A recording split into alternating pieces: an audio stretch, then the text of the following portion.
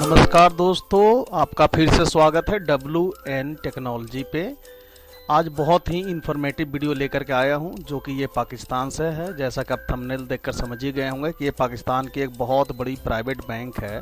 ये उससे related video है। ये पाकिस्तान का सबसे बड़ा बैंक हबीब बैंक लिमिटेड यानी HBL अमेरिका में एक आतंकी वित्त पोषण मामले का सामना कर रहा है। बैंक पर आरोप है कि इसने अलकायदा आतंकवाद को सहायता और बढ़ावा दिया है। मीडिया रिपोर्ट में कहा गया कि हबीब बैंक पाकिस्तान का सबसे बड़ा बहुराष्ट्रीय निजी क्षेत्र का बैंक है। पाकिस्तान का सबसे बड़ा बैंक हबीब बैंक अमेरिका में एक आतंकी वित्त पोषण मामले का सामना कर रहा है। बैंक पर आरोप है कि इसने अलकायदा आतंकवाद को सहायता और बढ़ावा दिया है। एक मीडिया रिपोर्ट में यह बात कही गई है। डॉन न्यूज ने ब्लूमबर्ग की एक रिपोर्ट के हवाले से कहा कि न्यायाधीश लोर्ना जी सॉफिल्ड ने पाया कि बैंक आतंकवाद के प्रायोजकों के खिलाफ न्याय अधिनियम के तहत देनदारियों का सामना कर रहा है, जो जानबूझकर पर्याप्त सहायता प्रदान कर रहा है, आतंकवाद को बढ़ावा देता है, या जो उस व्यक्ति के साथ साजिश करता है जिसने अंतर्राष्ट्रीय आतंकवाद का ऐसा कार्य किया है।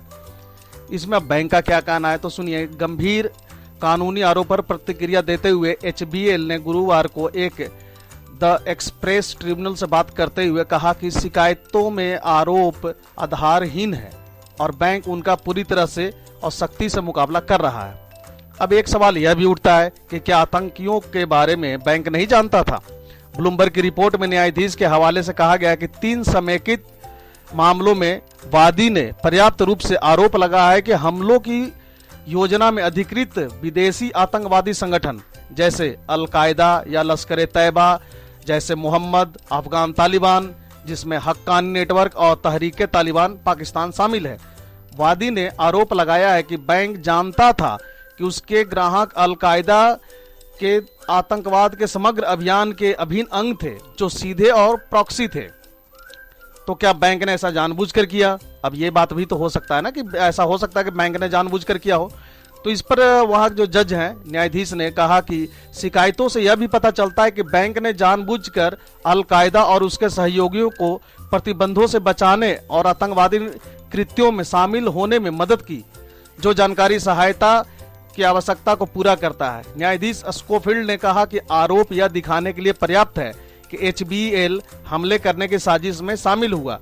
रिपोर्ट में कहा गया है कि हालांकि उसने वादी के प्राथमिक दायित्व के दावों को ठुकरा दिया, क्योंकि HBL द्वारा प्रदान की जाने वाली कथित बैंकिंग सेवाओं में से कोई भी स्वयं अंतर्राष्ट्रीय आतंकवाद का कार्य नहीं था।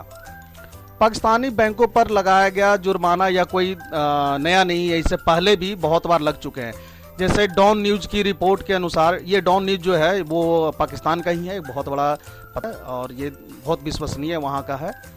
तो इसके अनुसार पहले HBL ने 2017 में न्यूयॉर्क के नियामक प्रावधानों के विभिन्न उल्लंघनों के लिए $22.5 करोड़ का जुर्माना देने पर सहमति व्यक्त की थी, जो कि नियामक अधिकारियों द्वारा पाकिस्तानी बैंक पर अब तक का सबसे बड़ा जुर्माना लगाया गया था। तो दोस्तों, आप ये समझ सकते हैं कि इतना बड़ा जुर्माना लगाया गया था और ये बहुत आसानी से इसको एक्सेप्ट भी कर लिया था। तो कुछ तो झोल है, तभी तो इसने ऐसा किया, नहीं तो ऐसे कोई आसान तो होता नहीं है। इतना बड़ा जुर्माना बहुत बड़ा होता है ये, लेकिन ये समझ गए थे कि भैया जुर्माना दे दो, इसी में भलाई है, क्योंकि ये कहाँ पे गलत है इनको तो पता ही है।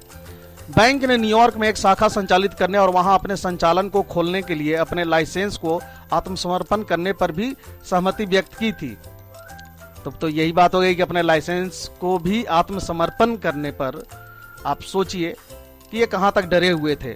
इसका मतलब ये बहुत अंदर से ये जो खबर आई है ना, ये कोई गलत नहीं है, बहुत हद तक इसमें सच्चाई है और ये समझ रहे हैं कि इनके साथ क्या हो सकता है। यह शाखा 1978 से कार्यरत थी। HBL 2007 और 2017 के बीच कथित तौर पर किए गए 53 अलग अलग उल्लंघनों के लिए DFS की कार्रवाई की गई थी। तो दोस्तों, आपको कैसा लगा ये मेरा इन्फॉर्मेटिव वीडियो? आप हमें कमेंट करके बताएंगे।